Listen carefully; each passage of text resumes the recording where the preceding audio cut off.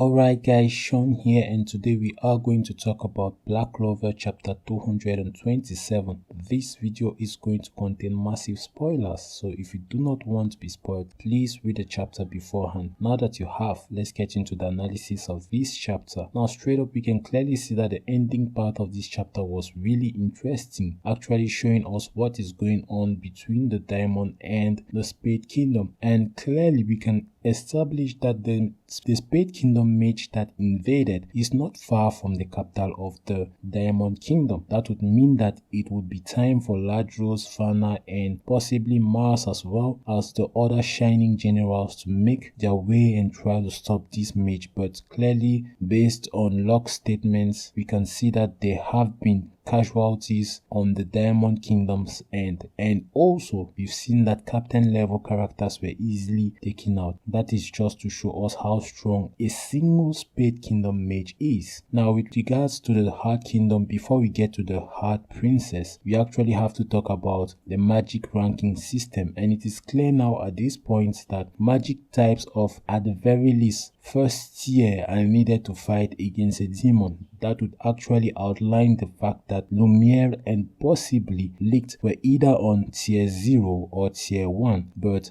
as we saw, it is possible that Nobel also could have potential magic power to fight against a demon, since she was revealed to be tier 1. Now as far as tier 0 is concerned, I don't have specifics, but I would assume anti-magic would be on tier 0 as well, since it was able to easily break through the master demon's attacks time and time again, especially since they were magic based, because we saw that Asta swords become useless when it comes to physical objects, so that in itself we found quite interesting. Now with regards to the Heart Princess or Queen, one could say that there were a lot of statements that were made in this chapter that I did not understand, possibly because the names were quite long and I don't actually know which language Tabata is using, but the wordings in this chapter kind of confused me. Cool thing is we can actually establish that she has been cursed by Megicula, and by the way, Undine states that Megicula resides within certain lands. I don't know whether it is the Diamond or the Spade Kingdom, but possibly it would be, if I were to guess, the Spade Kingdom, because they said that there was a calamity that resided within the Spade Kingdom. Now with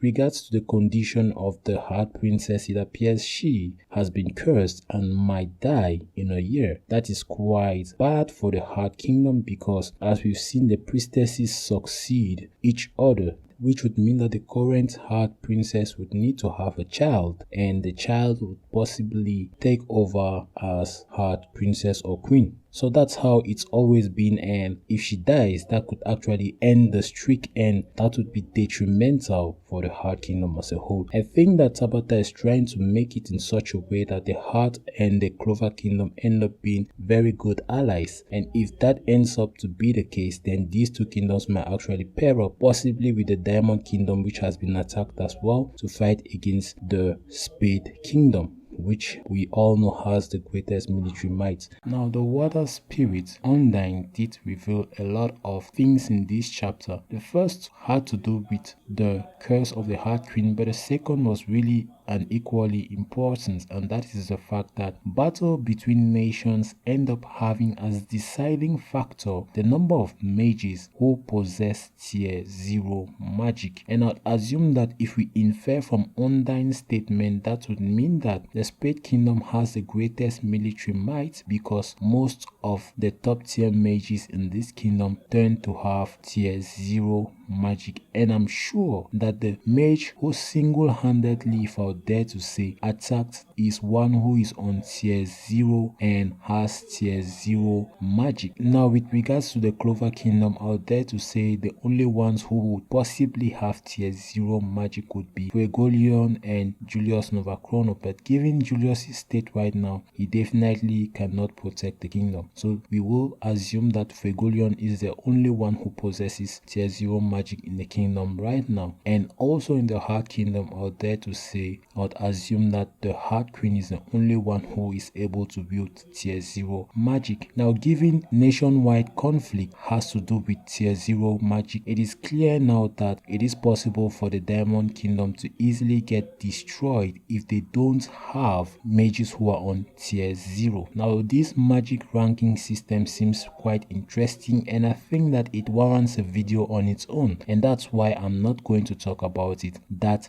detailed in this chapter. The cool thing is I would assume that Asta's anti-magic would also be on tier 0, and this chapter would have confirmed that Licht as well as Lumiere were possibly on tier 0, as they single-handedly were able to withstand the powers of the demon. Now, with regards to the other statement made in this chapter that only tier 0 and 1 magic could stand a demon, that would mean that most of the mages who were on tier 0 level had to have been shown in the Elf Reincarnation arc, and that's why, though Fegolion is the wielder of tier 0, I think that Yuno's magic now might be on tier 1 but could possibly end up being tier 0 once Belle has matured into a fine wind spirit. Now, with regards to the powers of the Heart Kingdom princess, she single-handedly is able to analyze, process, and take care of the entire kingdom on her own, which is quite weird since this is our abilities I don't think anyone in the Clover Kingdom has at the moment. And because of the mana-rich nature of this kingdom, it simply is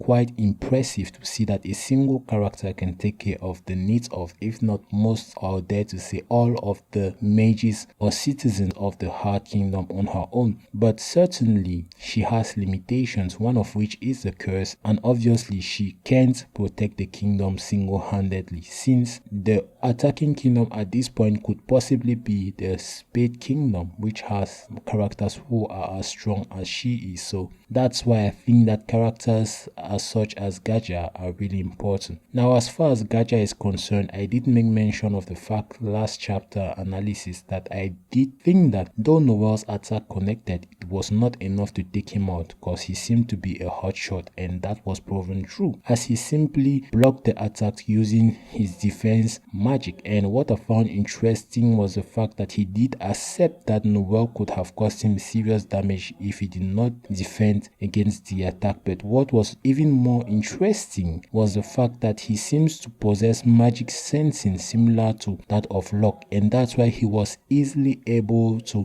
detect where these characters were hiding and appear there at the moment, but still did make mention of the fact that he was just testing them to see their ability. And Undyne also states that they tested them to see their ability and where they stand, and they wanted Asta's magic in particular so that he could try to help them undo the curse. And the only way to undo the curse, they said, was to take care of the demon Megicula, which actually ties pretty well to Gordon's family, as well as they want to recuperate all the curses. So it would be cool to see how things fare off. So we've seen that this princess has 1 year and Asta has to save her in 1 year. So I believe the arcs that would follow would actually show us what's happening in these kingdoms over the span of a year. So these arcs may actually span an actual year in the Clover verse. So these chapters were quite interesting and informative, and I think that Tabata is going to really shine, especially now that he's revealed mages from the Spade Kingdom. So let me know what you guys thought about this chapter in the comment section. Subscribe to become part of the Blizzard crew. Don't forget to hit that notification bell and share the video as well. As usual, I'm your host Sean, and this is goodbye for now. Ciao.